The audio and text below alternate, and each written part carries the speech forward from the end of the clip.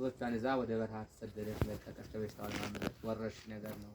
ከዚያ በኋላ ባሉበት ቦታ ላይ አራዊት ሊበሏቸው መጡ።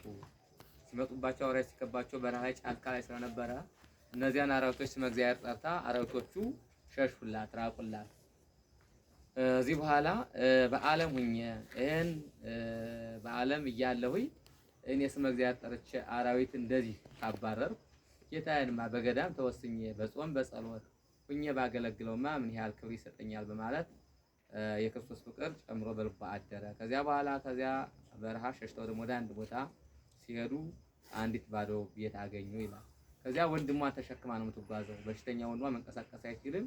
ያን ሸክማ ስትጓዝ ከዚያች ቤት ደረሱ። እዚያ ገብተው አረፉ። እንደተኙት ቤቱ ክፍት ስለነበረ ተኝተው እያሉ ወንድሟን እሷ እንቅልፍ ወስዷታል። ወንድሟን አውሬ መጥቶ በላው። ከዚያ በኋላ ብትነሳ ወንድሟ የለም። የወንድሟን አጽም ጥምቃሚ ለቅማ ቀበረሽ። በዚያው ቤቷ ሳትመለስ መናገዳም ገባሽ ማለት ነው። ክርስቶስን ሳታማርር እንግዲህ አንተ ያልከው ይጣል ሌላ እንዳሁን ጎንሮ እኛ በስመ እግዚአብሔር እየኖርኩ ስመ እግዚአብሔር እየጠራሁ እንዲህ ያክል መከራ ይደርሰብኝ ብሎ ሃይማኖትን ቆይተዋል። እሷ ግን አንተ ያልከው ይልቃል ብላ ክርስቶስን ዓለምን ንቃ ወደ ገዳም ገባሽ።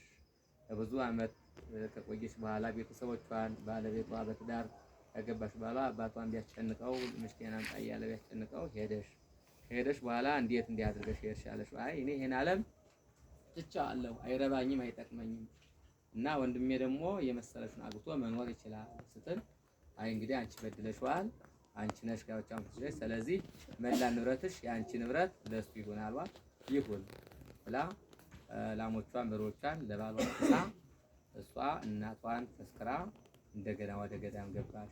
እዛ ገዳም ይተከልከፍ በኋላ አባ ገብረ መስቀል ይባሉ ነፍስ አባቷን ተከትላ ገዳም ጣራ ገዳም ባለዚህ ፍራስ አካባቢ ባለው ገዳም መጣች። ከዚያ ላይ ከዋሻ ሆና ብዙ ተጋድሎ እየተጋደሽ ኖረሽ። እስካሁን ድረስ እንቅልፍ ከጸሎት እንዳያስታጉላት እንቅልፍ መጥቶ ጸሎታ እንዳያቋርጥባት እንደምጎጫ ነገር እንጨቱን አሰርታ ከዚያ ውስጥ ገብታ ያን ደግሞ አንጠልጥላ እየተወዛወዘች ጸልይ ነበር ለብዙ ዓመታት ማለት ነው። እና ዓርብ ደግሞ ታደርግ ነበረሽ ቅሉን መራራውን ቅል የቀኑ አላደ መራራው ቅል በዚያ ኮስቦ የሚባል እንጨት አለ ሆዴ የታመሰው የሚጠጣው ያን እየበጠበጠሽ ዓርብ ቀን ለኛ ስትል ይሄን መራራ ሐሞት ሆምጣጣውን አጠጡ የሰው ልጆች አንተ ግን ለኛ ስትል ነው እያለሽ ያን ትቀምስ ነበረሽ። የክርስቶስ መከራ ለማሰብ ሰውነቷም ትገርፍ ነበረሽ። ሰውነቷ ጀርባዋ ከግርፋቱ ብዛት የተነሳ ብዙ ደም ይፈሳት ነበረ ይላል። በሰዓት 300 ስግደት ትሰግድ ነበረሽ ይላል። እንግዲህ በአንድ ሰዓት ማለት ነው። ለሰዓት 300 ስግደት እንዲህ እያለሽ በዚህ ዓለም መላ ጊዜዋን በጾም በጸሎት በተጋድሎ ጊዜዋን አሳልፋ ጌታ ኢየሱስ ክርስቶስ ብዙ ቃል ኪዳንን ሰጥቷት እንዲሁም ቦታሽን መጥቶ የተረገጠ ሰው የሶስት አህያችን እጥፍ ያክል ነፍሳትን ከገነት አወጣልሻለሁ የሚል ታላቅ ቃል ኪዳን እንግዲህ የሶስት እንግዲህ አህያ ጥፍነት ማለት እንግዲህ በጣም ከባድ ነው። እግዚአብሔር ቸር ስለሆነ የሰውን ልጅ ሊምረው ስለሚፈልግ በቅዱሳኖቹ ምክንያት እያደረገ እግዚአብሔር መሳል ይፈጥርለታል ማለት ነውና እቺ ታላቅ እናት በጣም አይናቸው ለታመሙ ራስ ታምጣለባቸው አጠቃላይ እንግዲህ ቅዱሳን ይሁን እንጂ ለታመናቸው ሁሉ ብዙን ተአምራት ያደርጋሉ ማለት ነውና እንግዲህ ብዙዎቻችን አናውቃትም።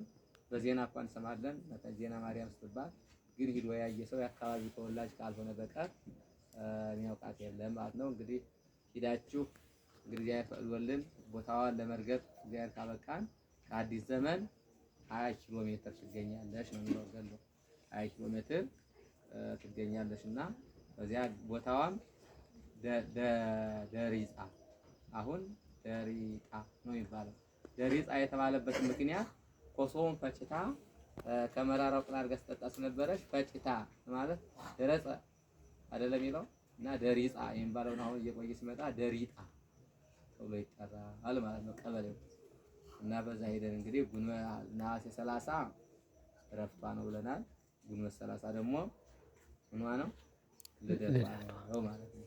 በዚህ አጋጣሚ እንግዲህ ይሄን እንድናገር ይቻላል ነው የሆኑ ወይቶቻችን ያው ለየዜና ማርያም እሷን ተማጽነው ስለታቸው ተሳክቶላቸው ጉባኤ ቤት ውስጥ የቻለውን ያህል ትንሽ በቃ ጻድቅ የእናታችን አቅምሱልን ብለው ሰላኩ። ማነት ወለተ ማርያምና ወለተ ትንሣኤ ናቸው ነበር። ወለተ ስላሴ ወለተ ትንሣኤ ወለተ ስላሴ ወለተ ትንሣኤ ነበር።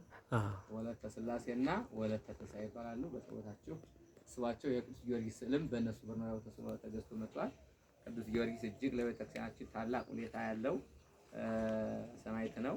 መላ ዘመኑ ገና በወጣትነቱ ዘመን ጀምሮ ስለ ቤተክርስቲያን 7 ዓመት የተጋደለ አላውያን ነገሥታትን አላውያን መኳንንትን ያሳፈረ ታላቅ ሰማዕት ነው። የእሱ ላድኖ በዚህ አጋጣሚ ተገዝቶ መጥቶልናል።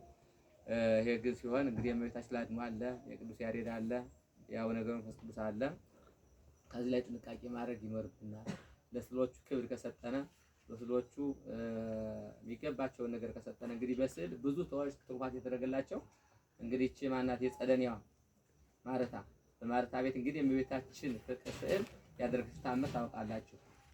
በስዕል አድኖ እያደረ ቅዱሳን በስዕላቸው ላይ እያደሩ ብዙ ተአምራት ያደርጋሉና እንግዲህ በስዕላቸው ክብር ታላቅ ክብር መስጠት ከዚህ ቆሻሻ አለመድፋት እንዲሁም ስዕል አድኖ ይቅርና ውዳሴ ማርያም የሚደረስበት ቦታ ታላቅ ስለሆነ ቆሻሻ አድፉበት ቦታውን በክብር የሚያዘው አለማወቅ ነው።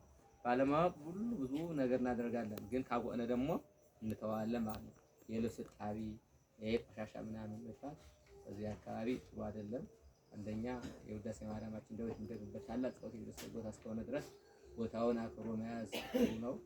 ላከበረ ደግሞ ለክርስቶስ ክብር የሰጠ ደግሞ ክብር እግዚአብሔር ይሰጠዋል ማለት ነውና ይሄ ነው እንግዲህ ዛሬ ገብተን ጰራቅሊጦስ አገልግለን 50 ቀን ይውላችሁ እንግዲህ በእግዚአብሔር ቸርነት ከመቅጾት አይን ማለት ነው ያለፈው እንግዲህ ያጠናው ነገር ሳይኖር ያለው ነገር ሳይኖር ከመቅጾት አይን አልፎ እዚህ ደርሰናል። እግዚአብሔር በቸርነቱ ክብር አድርጎልናል። አጥኑ ባካችሁ አንቡ አጥኑ። በተለይ እናንተ በጣም ታላቅ አደራ ቤተክርስቲያን ጥላባችኋል። ታላቅ አደራ ተጥሎባችሁ እያለ 24 ሰዓት በእውነት መተኛት ግን በጣም እኛ ዘመናችን እየተኛን ያሰለፍነው በጣም ብዙ ዘመናችን አልተጠቀምንበትም። እናንተ ግን ባካችሁ ተጠቀሙበት። በዚህ ጊዜያችሁ ከተጠቀማችሁ በጣም ነገ ታላቅ ሰዎች ትሆናላችሁ። ቤተክርስቲያን ታላቅ አደራ እናንተ ተጥሎ ያለ እናንተ የነገ ተረካቢዎች እናንተ እስከሆናችሁ ድረስ ባካችሁ አተኙ። ባካችሁ አጥኑ፣ ሰዓታችሁን ተጠቀሙበት። ግን አዝማች በሶስት ሳይዛችሁ ያተኙ ቤትም ስትቀሰቀሱ ተነሱ። ትልቅ አደራ ተጥሎባችኋል። እናንተ ባታውቁት ገና ልጆች ስለሆናችሁ ነው እንጂ እናንተ ግን ነገ ጳጳሱ ናችሁ፣ መምህሩ ናችሁ፣ ቄሱ ናችሁ። መምህሩ ናችሁ ካላስተማራችሁ ማን ያረካታው ታስተምናላችሁ? ትውልድ ሲያልፍ ትውልድ ሲተካ ነውና ስለዚህ በእናንተ ላይ ቤተክርስቲያን ታላቅ አደራ ስላለባት ታላቅ አደራ ተጥሎባችሁ ስለሆነ ይሄን አደራችሁን አውቃችሁ መርጌታ ይሁን ሕፃን ይሁን ምን ይሁን አጥኑ፣ ጠንክሩ ለማለት ነው።